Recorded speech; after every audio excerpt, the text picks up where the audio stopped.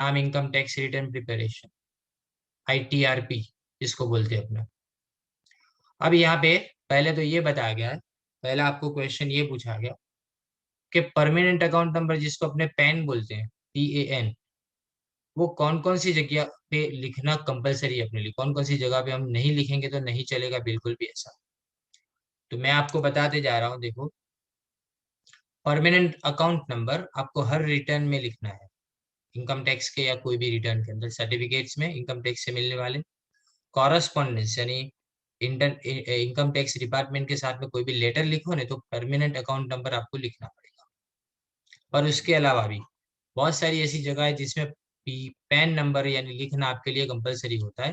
तो कौन कौन सी जगह पे 114B के अंदर ये रूल बताया गया है, अगर तुम टू व्हीलर के अलावा कोई भी दूसरा व्हीकल खरीदते हो या तो बेचते हो, सब ट्रांजेक्शन के अंदर आ गया। अगर आप बैंक में कोई भी अकाउंट ओपन करते हो, चाहे वो कोऑपरेटिव बैंक हो या तो नेशनलाइज बैंक हो या तो फिर प्राइवेट बैंक हो, लेकिन उसके लिए यहाँ पे नंबर 12 जो है उसको अपने लिखना, सीरियल नंबर जो इंडेक्स है उसको अपने देखते हैं, बेसिक सेविंग्स अकाउंट।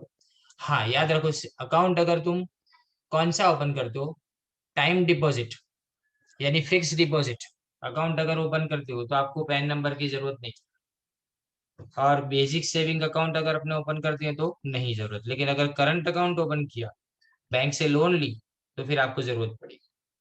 फिर अगर आप बैंक से डेबिट कार्ड या तो क्रेडिट कार्ड लेना चाहते हो या तो कोई भी इंस्टीट्यूशन से डेबिट या तो क्रेडिट कार्ड लेना चाहते हो, तो भी आपको पैन की जरूरत पड़ेगी। फिर डीमेट अकाउंट ओपन करना है, कंपलसरी है पैन। अब ये सारे ट्रांजेक्शन में 50,000 से ज्यादा होने तो ही आपको पैन नंबर प्रोवाइड करना है, नहीं तो नहीं। जैसे कि होटल और रेस्टोरेंट का बिल एक टाइम का 50,000 से ज्यादा हो जाए, वो भी कैश में पे करो, कैश में पे करो, और 50,000 से ज्यादा।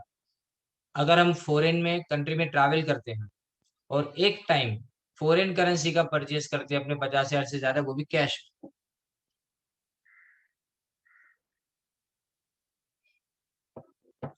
And payment to a mutual fund for purchase of its units. Mutual fund अगर खरीदते हैं तो म्यूचुअल फंड खरीदो, उसमें कैश में पेमेंट करो या चेक से, कैश में तो होता ही नहीं है, चेक से पेमेंट करना पड़ता है। तो भी अगर 50,000 से ज्यादा का तुमने पेमेंट किया परचेज के लिए, तो उसके लिए पैन मेंशन करना पड़ेगा। फिर कोई भी डिबेंचर या तो बॉन्ड खरीदने के टाइम पे, और वो भी 50,000 के ज्यादा के, RBI से कोई भी बॉन्ड खरीदने के टाइम पे, वो भी 50,000 से ज्यादा। अगर मैं बैंक में एक टाइम पे, ध्यान देना, एक टाइम पे अगर 50,000 से ज्यादा की डिपॉजिट करता हूँ, एक टाइम पे, आज गया 50,000 की डिपॉजिट की, 51,000 की, सॉरी 50,000 एक की डिपॉजिट, 50,000 तक नहीं, 50,000 से ऊपर हो तो पैन नंबर साइड पे लिखना। और अगर मैं नोटबंदी के टाइम पे, यानी नवंबर की 8 तारीख को 2016 में नोटबंदी हुई थी, 30 दिसंबर तक ये चला था नोट बदलवाने का, राइट। तो ये जो नोट बदलवाने का चला था 30 दिसंबर तक, उस टाइम के अंदर अगर किसी ने भी 2.5 लाख से ज्यादा का अगर डिपॉजिट किया हो ना, तो वो टैक्सेबल, यानी वो उसमें पैन नंबर आपको मेंशन करना, टैक्सेबल नहीं, पैन नंबर मेंशन करना। फिर परचेज ऑफ बैंक ड्राफ्ट या पे ऑर्डर या बैंकर चेक अपने ड्राफ्ट बनवा देने बैंक में, जिसमें मैंने अगर एक दिन में 50,000 से ज्यादा का कैश में पेमेंट किया, चेक से पेमेंट करता हूँ या तो अकाउंट में से ट्रांसफर कराता हूँ तो नहीं, लेकिन अगर मैं कैश में पेमेंट करके ड्राफ्ट इशू करवाता हूँ तो, a time deposit with bank और कोऑपरेटिव बैंक, पोस्ट ऑफिस, निधि, नॉन बैंकिंग फाइनेंशियल कंपनी, ये सब में अगर अमाउंट 50,000 से ज्यादा हो, और aggregating to more than 5 lakh during financial year, और एक साल में 5 लाख से ज्यादा, एक टाइम पे 50,000 और पूरे साल में 5 लाख से ज्यादा, तो आपको पैन नंबर मेंशन करना पड़ेगा। और अगर one or more prepaid payment instrument to a bank, prepaid यानी जैसे पे ऑर्डर, बैंकर चेक, ये सब 50,000 से ज्यादा का कैश में पे किया तो सिर्फ कैश में। And payment is life insurance premium to an insurer, और वो भी यहाँ लिखा है कि एक साल में अगर तुम 50,000 से ज्यादा का पेमेंट करते हो तो। कॉन्ट्रैक्ट फॉर सेल और purchase of securities other than shares, हम शेयर्स के अलावा दूसरी कोई भी सिक्योरिटी को खरीदे और बेचे, उसमें 1 लाख हर ट्रांजेक्शन के 1 लाख, साल के नहीं, पर ट्रांजेक्शन आपको 1 लाख देखना है इसमें। फिर लिखा है सेल और purchase by any person of shares in a company not listed in a recognised stock exchange. अगर स्टॉक एक्सचेंज में लिस्टेड नहीं है ना, ऐसी कोई भी सिक्योरिटी को परचेज करने के टाइम पे, चाहे वो शेयर भी क्यों ना हो, तो भी 1 लाख से ज्यादा पर ट्रांजेक्शन। एंड सेल और purchase of any immovable property, मतलब मकान दुकान को खरीदने के टाइम पे अगर अमाउंट एक्सीडिंग 10 लाख रुपए या valued by stamp valuation authority refer to in section 50C at an amount exceeding ₹10 lakh.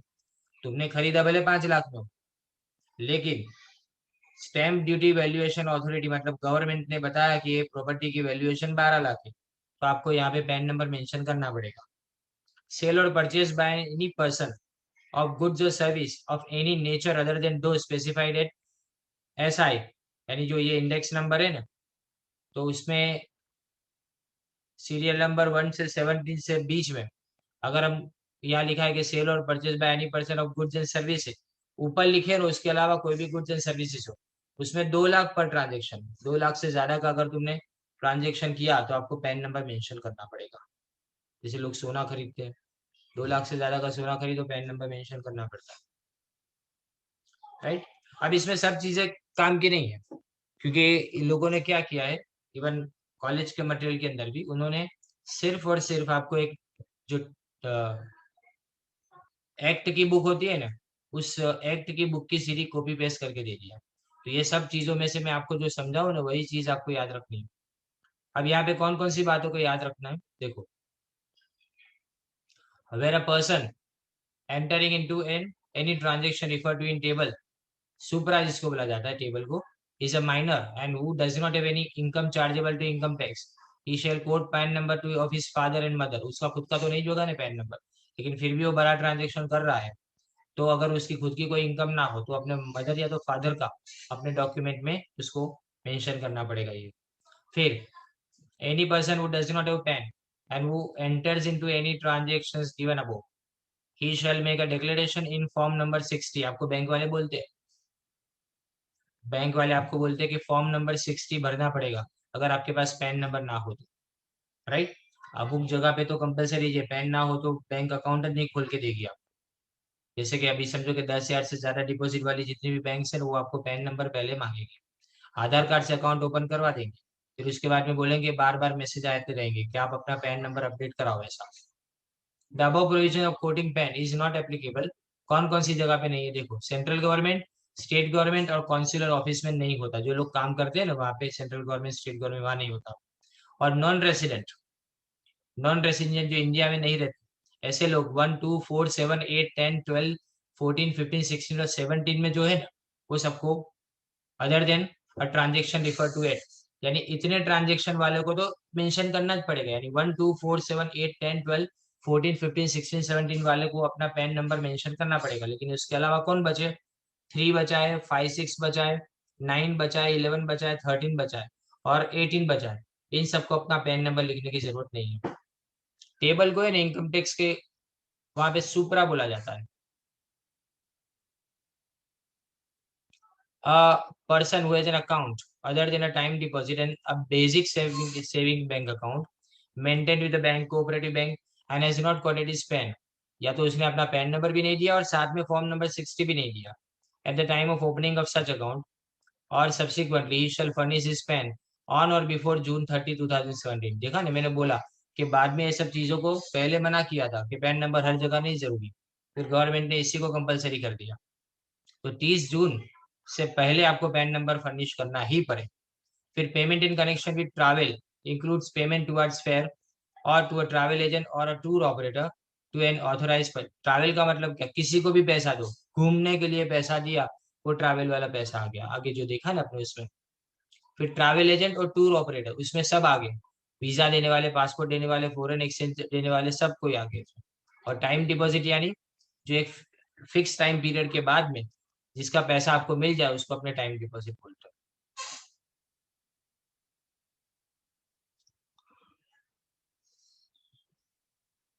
देखो, किन लोगों को टीडीएस जिनको चाहिए ना, वो बता दूं मीनिंग सब।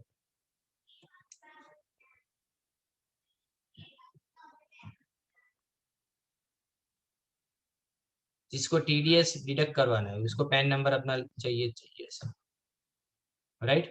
और ये सारे फॉर्म नंबर्स के नाम लिखे, ये कोई याद रखना नहीं है।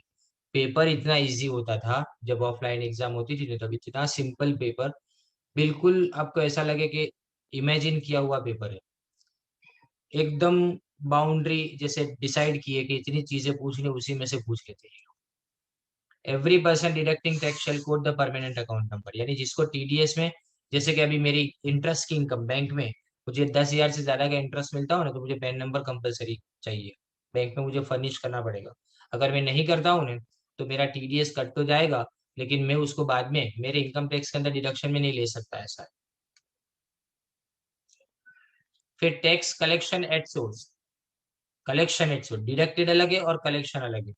Every seller collecting tax under section 206C shall code the permanent, seller को लिखना पड़ेगा कि हम जब भी पैसे सामने वाले से लेते हैं, टैक्स का पैसा सामने ले लेते हैं पहले से, ऐसा। फिर यहाँ पे देखो, verification of pan in transaction specified in rule 114B, mode of verification. तो देखो कैटेगरीज बताई गई है। रजिस्टरिंग ऑफिसर कौन वेरीफाई करेगा, तुमने पैन नंबर, मैं तो कोई भी बोल दूं पैन नंबर, मुझे पता है पैन नंबर क्या होना चाहिए, यानी पहले 5 अल्फाबेट होते हैं, फिर 4 नंबर होते हैं, और उसके बाद में एक जो है ना वो तुम्हारा वापिस अल्फाबेट होता है। तो मैं कोई भी बोल दूं वहां पे तो थोड़ा चलेगा, तो वो वेरीफाई करेंगे ना अपने, फिर चेक करेंगे उन्होंने बराबर दिया कि नहीं। तो कौन करेगा, इंस्पेक्टर जनरल, जिसको रजिस्ट्रेशन एक्ट के अंदर बताया गया कि वही, और वही इंसान जो इमूवेबल प्रॉपर्टी या तो मोटर व्हीकल बेचता है। मैनेजर कोऑपरेटिव बैंक में वो रजिस्ट्रेशन चेक करेगा कि ये पान नंबर बराबर है कि नहीं। पोस्ट मास्टर, क्योंकि पोस्ट ऑफिस में वही होता है। स्टॉक ब्रोकर, जिसके पास से तुमने डीमेट अकाउंट ओपन करवाया।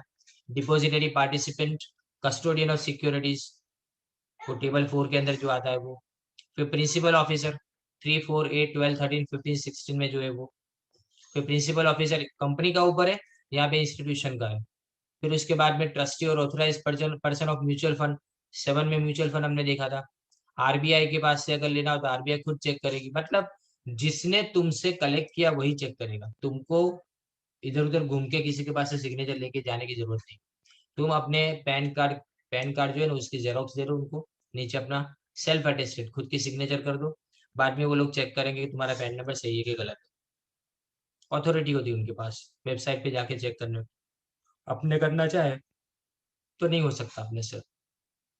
अब कैटेगरी बी, इसमें any person who is relation to the relevant transaction as insured, any document shall ensure after verification that PAN has been correctly furnished। तो अब क्या किया जाता है, देखो ये वेरिफिकेशन ऐसा जरूरी नहीं कि वेबसाइट पे जाके करो। आपसे क्या बोलेंगे वो लोग, आप जेरोक्स दो और साथ में ओरिजिनल पैन कार्ड भी लेके आना। वो पैन कार्ड को चेक करेंगे, तुम्हारे जेरोक्स को देखेंगे, दोनों अगर उनको बराबर लगेगा तो वो फिर ऑनलाइन चेक करने की जरूरत नहीं है उनको, फिर वहां पे वो वेरीफाई करके आगे बढ़ा देंगे उसको, समझे। यानी आपके सामने वेरिफिकेशन हो जाता है। इसीलिए आप जहाँ कभी भी, अभी आप सिम कार्ड लेने के लिए जाते हो, तो सिम कार्ड लेने के लिए वो क्या बोलते हैं, आप आधार कार्ड लेके आओ। तुम बोलो मैं आधार कार्ड का फोटो भेजू तो नहीं चलेगा, आधार कार्ड लेके आओ, आधार कार्ड की आगे पीछे की वो फोटो खींचेंगे और उसको वहां पे वेबसाइट पे डाल देंगे, वहां से अप्रूवल ऑटोमेटिकली आ जाता है। जैसे ही तुम आधार नंबर डालोगे ना, वैसे ही सब पूरा फॉर्म फिलअप करके आ जाता है ऑटोमेटिकली सब। ये सिस्टम डेवलप की है गवर्नमेंट ऑफ इंडिया, और ये प्रोसेस से सिस्टम डेवलप हुई है। और याद रखो इनकम टैक्स की जो वेबसाइट है ना, वो फुल्ली सिक्योर्ड वेबसाइट मानी जाती है ऐसा। इसके जो बैकएंड के पासवर्ड है ना वो हर 3 घंटे में चेंज होते हैं, इतना fast. Time and manner in which persons referred to in rule 114C shall furnish a statement containing particulars of form number 60। यानी मतलब ये देखो, एक 114C में क्या बताया, फॉर्म नंबर 60 के बारे में बताया गया। Rule 114D, 114D is applicable in case of the following person, जिसके पास 60 नंबर का फॉर्म का डिक्लेरेशन नहीं है, सॉरी हु हैज रिसीव्ड, यानी जिसके पास डिक्लेरेशन है ऑन और आफ्टर January 1, 2016, 2016 के बाद। तो any person other than registering officer, inspector general appointed under the registration act given under category A. तो ये किसके पास ये फॉर्म साइन करा सकता है, फॉर्म ए। तो ऊपर जितने भी लोग लिखे हैं ना जो वेरीफाई कर सकते हैं वो सब लोग कर सकते हैं। And any person given under category B and who is required to get his account audited under section 44AB, जिसको अपना अकाउंट ऑडिट करवाना पड़ता है कंपलसरी, तो वो भी क्या करेंगे, यहाँ पे इसको चेक करेंगे। The person shall furnish a statement in form 61 containing particulars of such declaration to the director of income tax intelligence and criminal investigation or the joint director of income tax through online transmission of electronic data and obtain an acknowledgeable number. Such a person is required to retain form number 60. कितने साल के लिए? 6 साल के लिए. जिस financial year में तुमने फॉर्म नंबर 60 सबमिट किया है, उस फाइनेंशियल ईयर के 6 साल तक आप फॉर्म नंबर 60 अपने पास रख सकते हो ऐसा. लेकिन फॉर्म नंबर 61 जो होता है ना, वो 6 महीने में अपडेट करना पड़ता है और अपलोड करना पड़ता है. देखो, declaration in form number 60 receive during April 1 and September 30. तो इनको क्या अपलोड करना है? अक्टूबर 31 तक अपलोड कर देना है वेबसाइट के ऊपर कि मुझे डिक्लेरेशन मिल गया. किसकी वेबसाइट?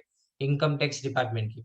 मतलब मैं आपको आपकी लैंग्वेज में समझाता हूँ. देखो कि मैंने बैंक को अपना डिक्लेरेशन दिया फॉर्म नंबर 60 और मैंने दिया 12 जुलाई को, बराबर. तो बैंक के पास डेडलाइन है कि मेरे पास है जो फॉर्म नंबर 60 उन्होंने रिसीव किया है ना, वो इनकम टैक्स की वेबसाइट के ऊपर वो अक्टूबर की 31 तारीख से पहले अपलोड कर दे. 31 अक्टूबर के पहले वो अपलोड कर दे. यानी सारे फॉर्म अपलोड करने पड़ते हैं स्कैन कर करके, समझे. और declaration in form number 60 receive during October 1 and March 31. तो उसके लिए तारीख कौन सी है? अप्रैल की 30 तारीख. तो 2 तारीख अपने सामने है, एक अक्टूबर की 31 और एक अप्रैल की 30. यानी 6 महीने के बीच में तारीखें आपको दी गई है. ओके. अब आधार नंबर कब आएगा? आधार नंबर पता है कब से आया?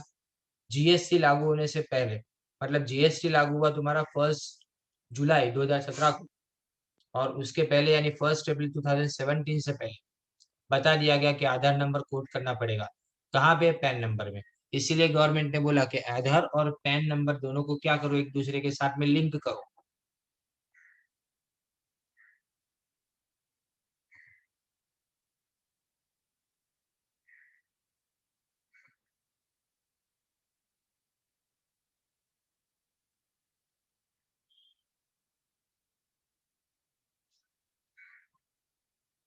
आगे, और हर इनकम टैक्स रिटर्न के अंदर आधार कार्ड चाहिए कंपलसरी. मैं जब इनकम टैक्स रिटर्न फाइल करता हूँ अपना खुद का, तो आधार कार्ड के ऊपर नंबर, आधार कार्ड का नंबर डालने का पहले, फिर उसको सबमिट करो तो आपके पास ओटीपी आएगा मोबाइल के ऊपर. वो ओटीपी भी सबमिट करो तब आपका इनकम टैक्स का रिटर्न फाइल होता है. नहीं तो पॉसिबल नहीं है ना, आप इनकम टैक्स का रिटर्न भर नहीं सकते हो.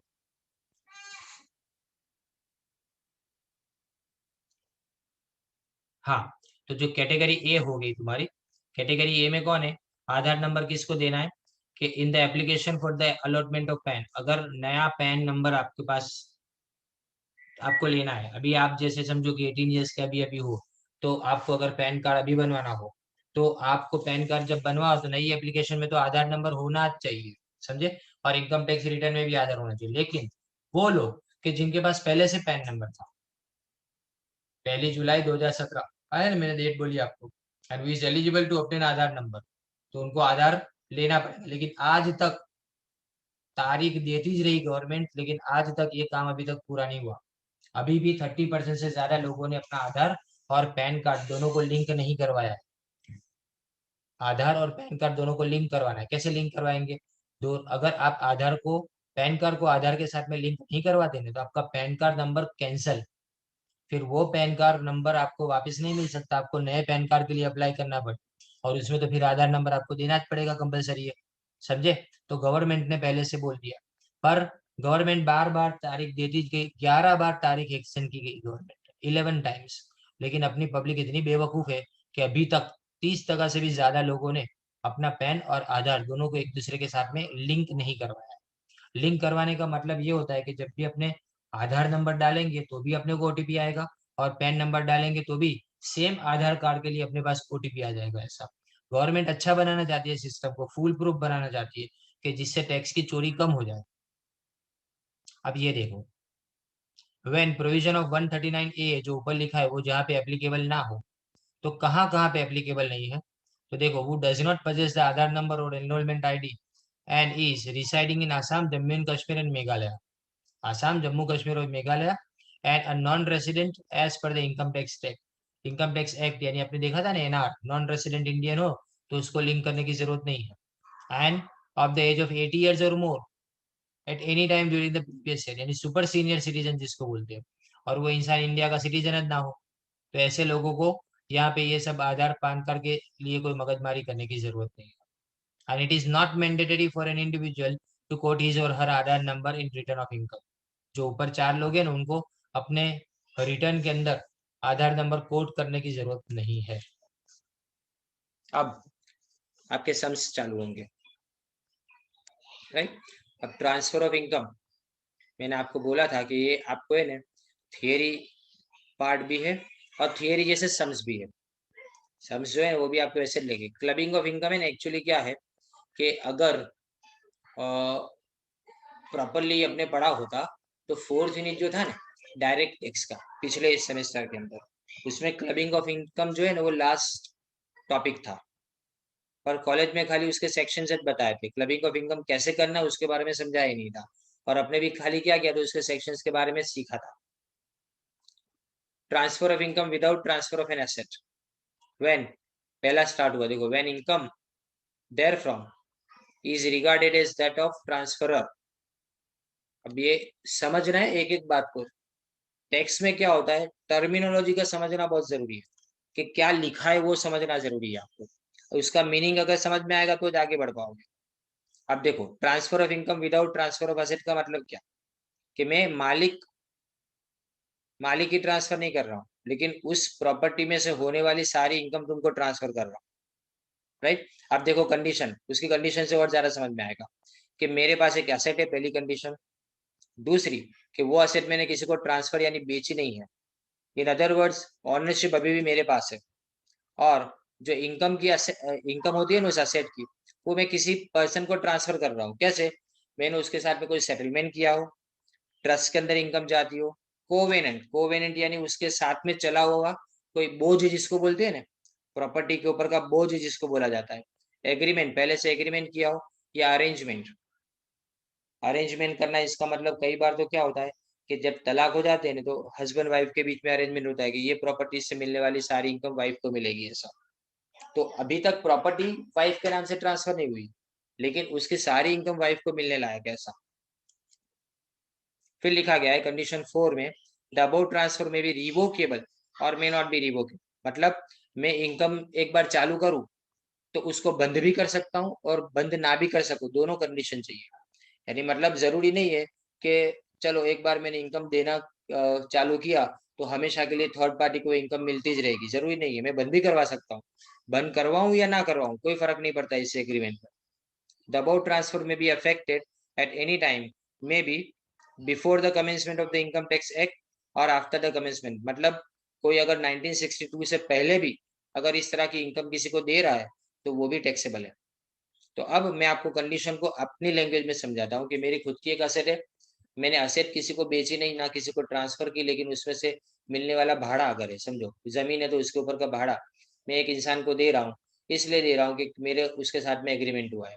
अब चाहे वो एग्रीमेंट तोड़ना ना तोड़ना दोनों पॉसिबल हो या ना हो, पर याद रखना है कि अगर मैं इनकम ट्रांसफर करता हूँ तो जिसको, देखो इनकम किसको हुई, मुझे हुई, ट्रांसफरर यानी मेरी इनकम, तो टैक्स उसको नहीं भरने का, भले उसके हाथ में इनकम आती है, टैक्स तो मुझे भरने का। बात समझ में आई। मकसद ये था अपना, इसको गिनने के पीछे का अपना मकसद क्या था कि टैक्स कौन भरेगा, तो ट्रांसफरर भरेगा। मतलब मैंने अगर किसी एग्रीमेंट के अंदर आके एक जैसे मेरी जमीन के ऊपर से आने वाली इनकम 2 लाख रुपए की हर महीने की, और 2 लाख रुपए की इनकम मैं समझो कि किसी को ट्रांसफर कर रहा हूँ, जिसको मुझे पैसा देने का बाकी हो उसको, तो टैक्स वो 2 लाख के ऊपर वो नहीं भरेगा, मैं भरूंगा। जो ट्रांसफर करने वाला है वो इंसान भरेगा। ये इंपॉर्टेंट पार्ट है इसके अंदर। अब इसमें प्रोविजन यानी एग्जाम्पल से समझाया कि एक्स के पास 4,000 14% डिवेंचर है, ए लिमिटेड के 100 रुपए का एक, मतलब 4 लाख के डिवेंचर हो गए। उसके ऊपर 4 लाख के ऊपर 14% मतलब 56,000 एवरी ईयर की इनकम है। 56,000 उसकी क्या है, एवरी ईयर की इनकम है, हर साल की इनकम, राइट। ये देखो 56,000 उसकी इनकम है। On 1 April 2018 he transfer the interest, अपने फ्रेंड को वो ट्रांसफर कर देता है, अपने पास नहीं रखता है, अपने फ्रेंड को। लेकिन उसमें डिबेंचर वो नहीं बेचता है, खाली वो ऐसा बोलता है कि इंटरेस्ट किसको जाएगा, मेरे फ्रेंड को जाएगा। तो यहाँ पे टैक्सेबल किसके पास है, 56,000 की इनकम, देखो लिखा है it is taxable in the hands of x. समझ में आ गया होगा आपको कि याद ये रखना है कि ट्रांसफर भले करो तुम इनकम को, लेकिन टैक्स तो आपको खुद को ही भरना पड़ेगा, राइट। ये पहला प्रोविजन हुआ, यानी पहला प्रोविजन। अब दूसरा देखो, revocable transfer of asset when income there from is regarded as that of transfer of. अब इसको भी समझना है वापस। By virtual section 61 if an asset is transfer under a revocable transfer, revocable transfer यानी कभी भी इसको रिवोक कर सकता हूँ, यानी मतलब तोड़ सकता हूँ इसको, वापस खींच लेना इसको।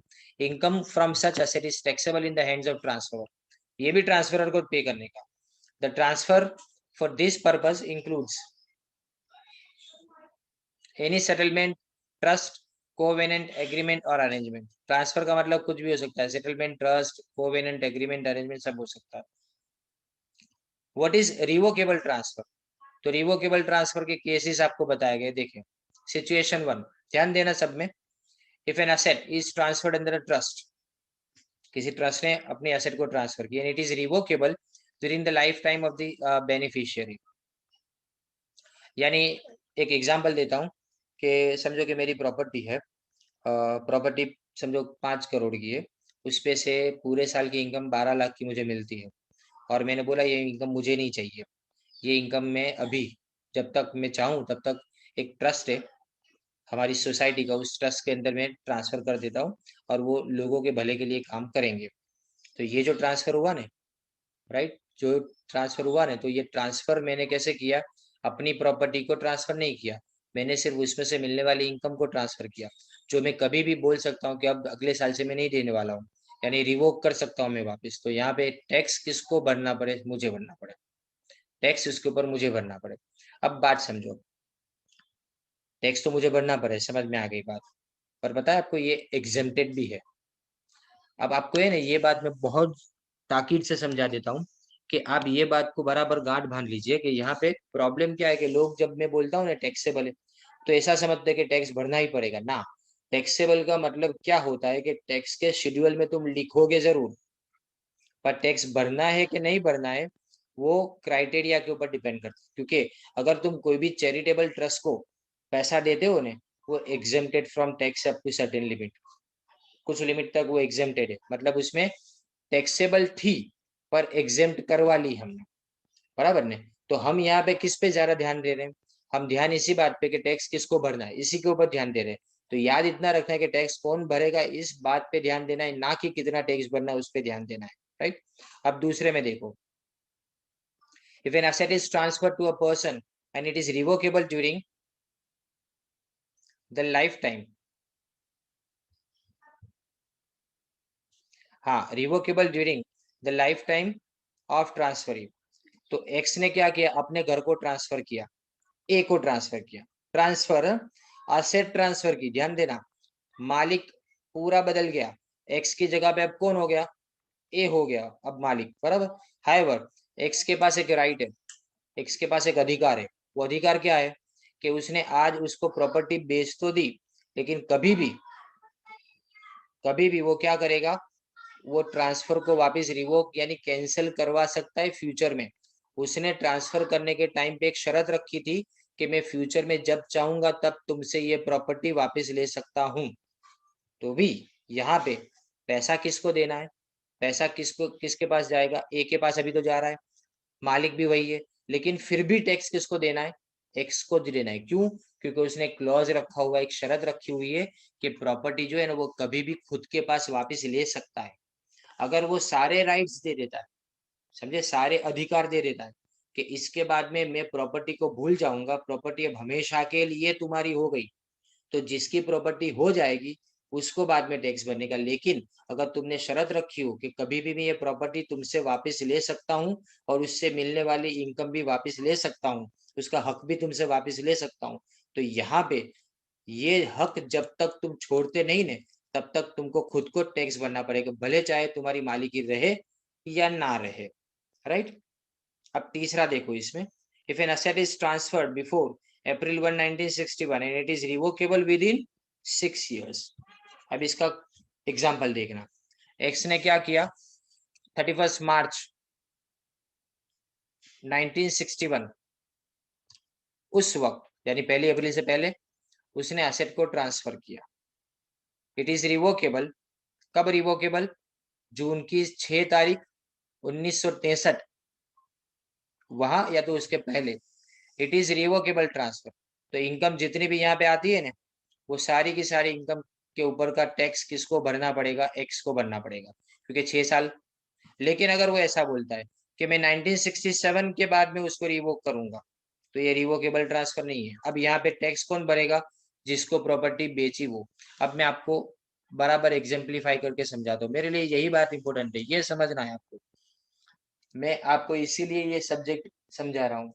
ये सब्जेक्ट समझाने के पीछे का मेरा रीजन है ये है कि मैं ये चाहता हूँ कि आपको क्या चाहिए कि ये जो सब्जेक्ट है ना, उसका इन डेप्थ आपको नॉलेज मिले। अदरवाइज होता क्या है प्रॉब्लम अपने लिए, कि हमें ने इसको प्रॉपरली समझ नहीं पाते हैं, और समझेंगे नहीं तो प्रैक्टिकल सब्जेक्ट को हमने जैसे कि छोड़ दिया, और जो आगे लाइफ में बहुत काम लगने वाला है।